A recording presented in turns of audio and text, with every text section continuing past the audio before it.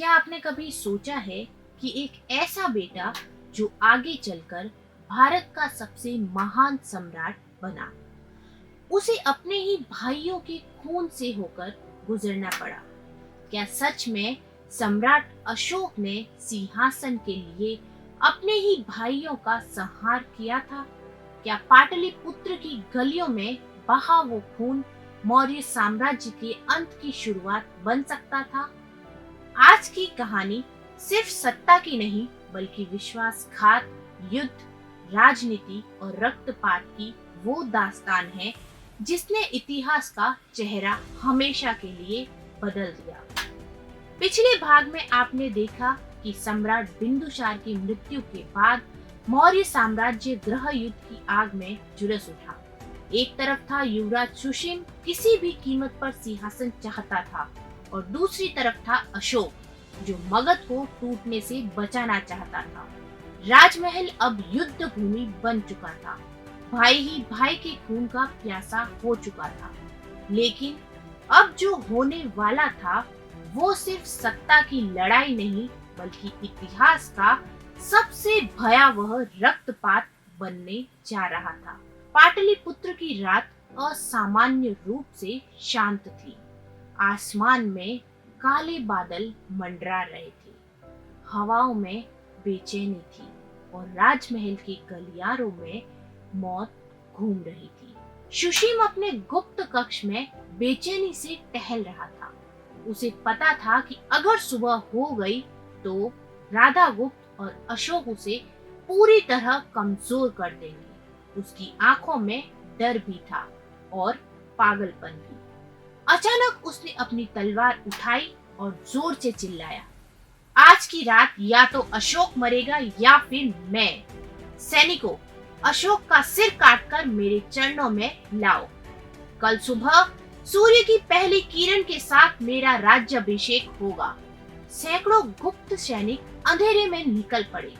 उनके कदमों की आवाज तक सुनाई नहीं दे रही थी। हाथों में नंगी तलवारें, आंखों में सिर्फ खून। उनका लक्ष्य सिर्फ एक था, अशोक का अंत। लेकिन सुशील भूल चुका था कि अशोक अकेला नहीं था। उसके पीछे खड़ा था मौर्य साम्राज्य का सबसे खतरनाक रणनीतिकार, महामंत्री राधा गुप्त। जैसे ही सुशील के सैनिक महल में गुप्त रास्ते से घुसे, उन्हें अजीब सा सन्नाटा महसूस हुआ। न कोई पहरेदार, न कोई सैनिक, न ही अशोक। सुशील का सेनापति चौंक गया। उसी क्षण चारों तरफ मशाले जल उठी और पूरा परिसर नारों से गूंज उठा। हर हर महादेव, मौर्य साम्राज्य की जय।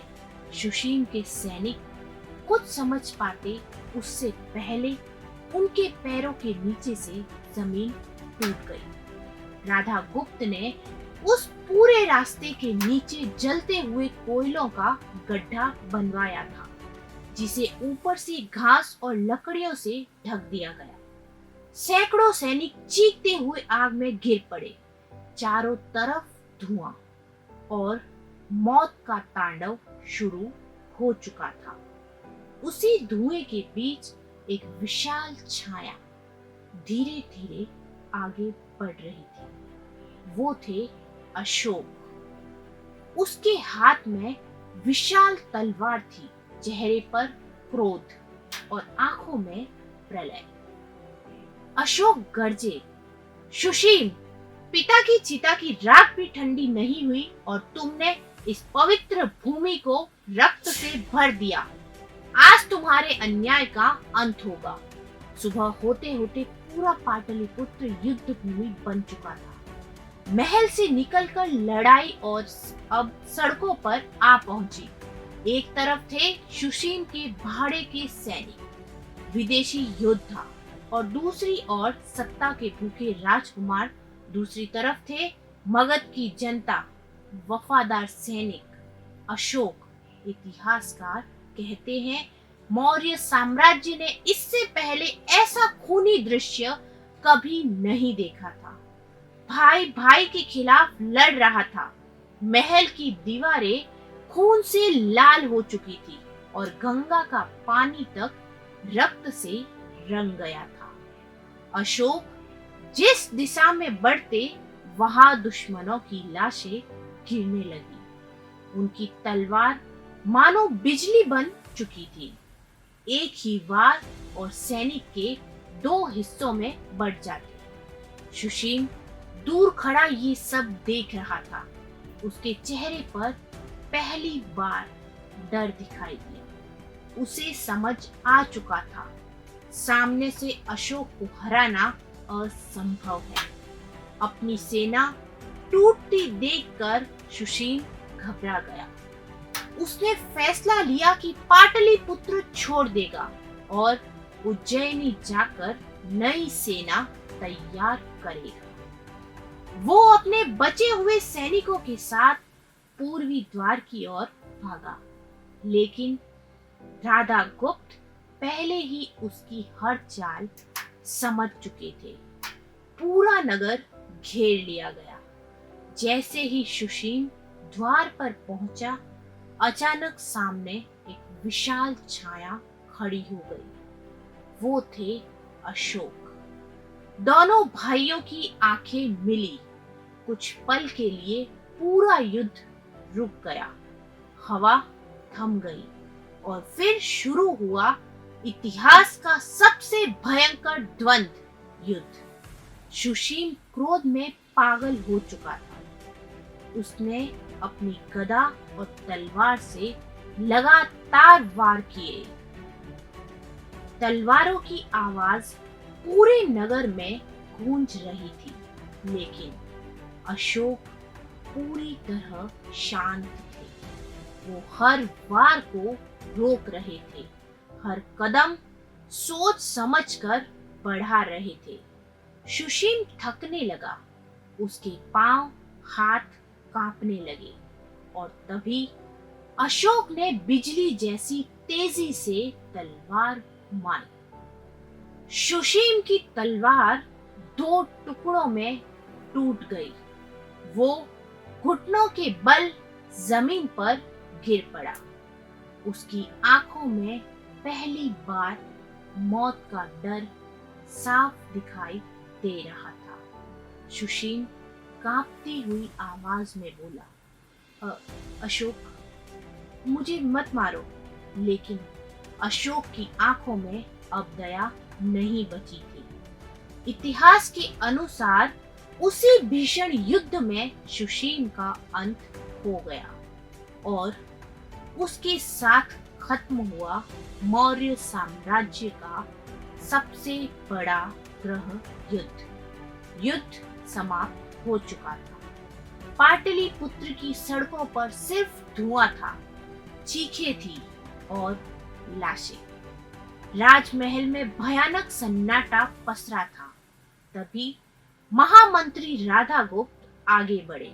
उन्होंने अशोक की रक्त से सनी तलवार को प्रणाम किया और घुटनों के बल झुक गए। राधागुप्त ने ऊंचे स्वर में घोषणा की, सम्राट बिंदुसार की अंतिम इच्छा की रक्षा हो चुकी है। सुशील के अन्याय का अंत हो चुका है। अब इस अखंड मौर्य साम्राज्य का एक ही रक्षक है, सम्राट अशोक। पूरा दरबार गूंज उठा, सम्राट अशोक की जय, मगध नरेश की जय। लेकिन कहानी अभी खत्म नहीं हुई थी। हालांकि अशोक ने पाटलिपुत्र जीत लिया था, लेकिन सिंहासन अभी भी पूरी तरह सुरक्षित नहीं था। बिंदुसार के बाकी पुत्र जिंदा थे। कई प्रांत अभी भी अशोक के खिलाफ थे और पूरे साम्राज्य में एक भयानक अफवाह फैल चुकी थी।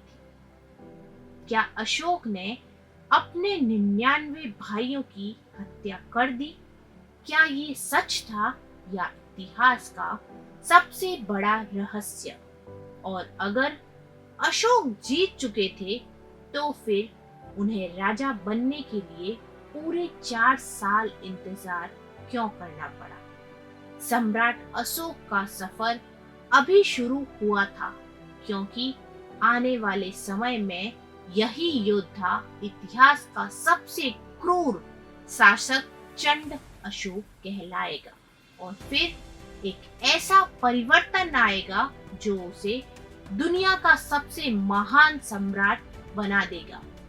जानिए अगले भाग में 99 भाइयों का रहस्य और चंड अशोक का उदय।